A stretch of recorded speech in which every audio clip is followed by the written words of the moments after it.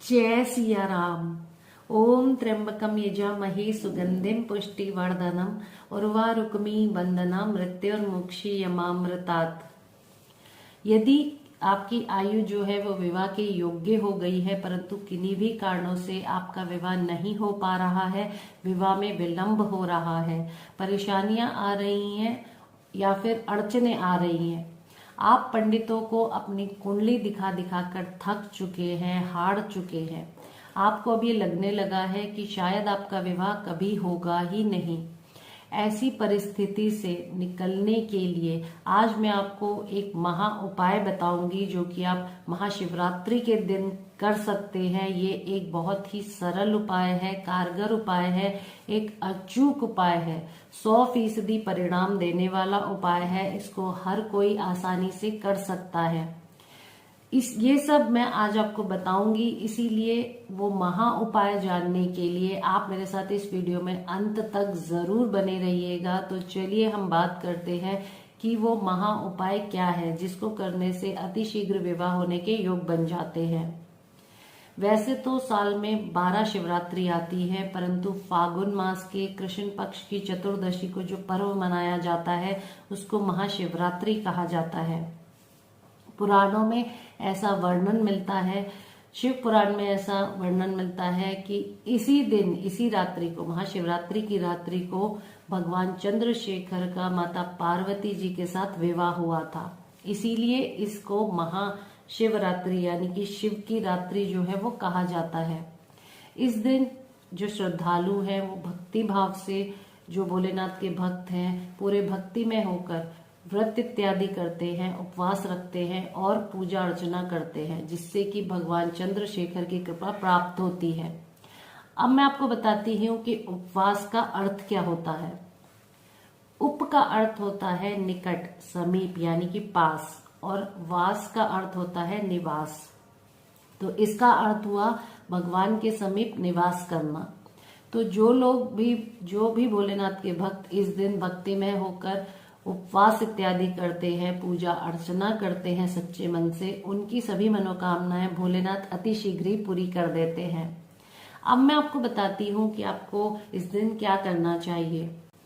सुबह जल्दी उठकर नित्य कर्मों से निवृत्त होकर आपको शिव मंदिर जाकर वहां पर आपको रुद्राभिषेक करना चाहिए, हो सके तो, क्योंकि पुराणों में रुद्राभिषेक करने का इस दिन बहुत अधिक महत्व बताया गया है।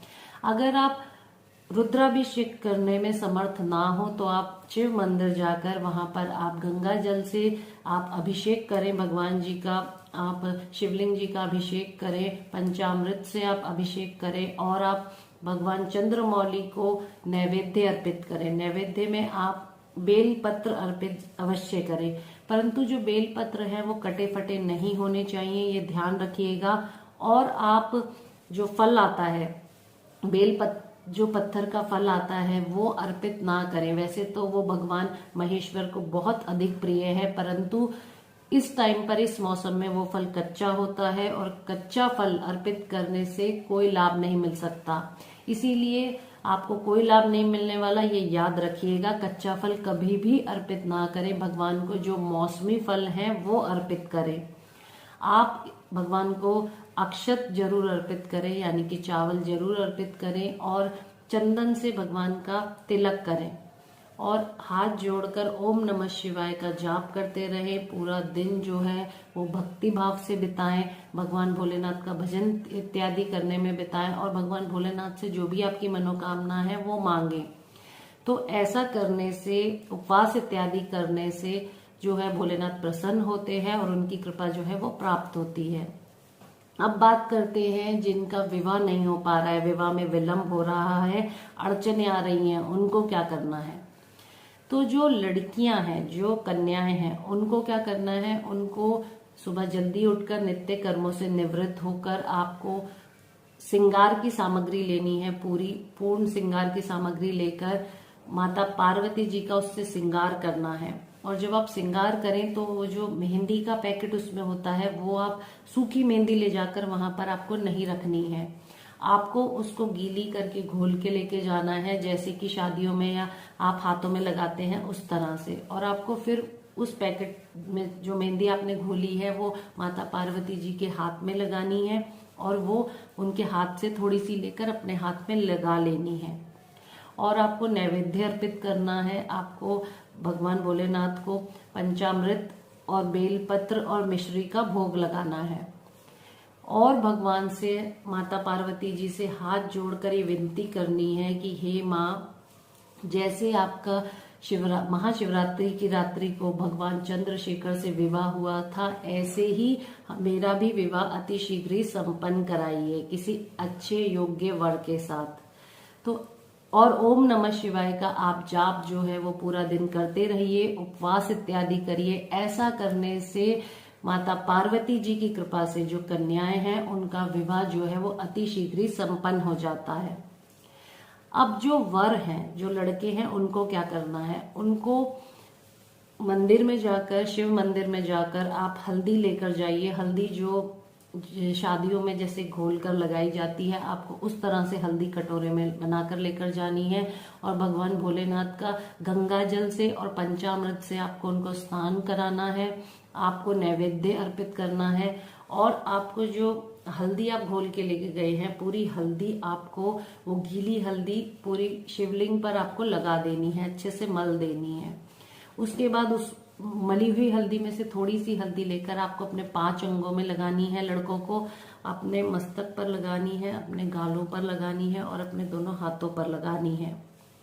और फिर आपको नैवेद्य अर्पित करना है मिश्री का, जैसा कि लड़कियों ने किया था। आप उनको भी वही अर्पित करना है, मिश्री, बेलपत्र और आपको पंचामृत। उसके बाद आपको हाथ जोड़कर ओम नमः शिवाय का जाप करना है और ये भोलेनाथ से विनती करनी है कि जैसे आप दोनों का, माता पार्वती जी और आपका विवाह महाशिवरात्रि के दिन हुआ था, इसी तरह से हमारा विवाह भी किसी योग्य कन्या से अति शीघ्र कराने की कृपा करें। तो ऐसा करने से निश्चित तौर पर 100% इसका रिजल्ट जो है, इसका परिणाम जो है आपको मिलता है और आपका विवाह होने के अति शीघ्र ही योग बनते हैं। तो मैं उम्मीद करती हूँ कि आज की मेरी ये वीडियो आपको पसंद आएगी और आप इससे लाभान्वित होंगे। और ये जो छोटा और सरल उपाय है, ये सभी जिनका विवाह नहीं हो पा रहा है वो अवश्य करेंगे। आप सभी को महाशिवरात्रि की बहुत सारी शुभकामनाएं। अगली बार मैं जल्द ही मुलाकात करती हूँ और एक नए विषय पर बात करती हूँ। तब तक के लिए जय सिया राम।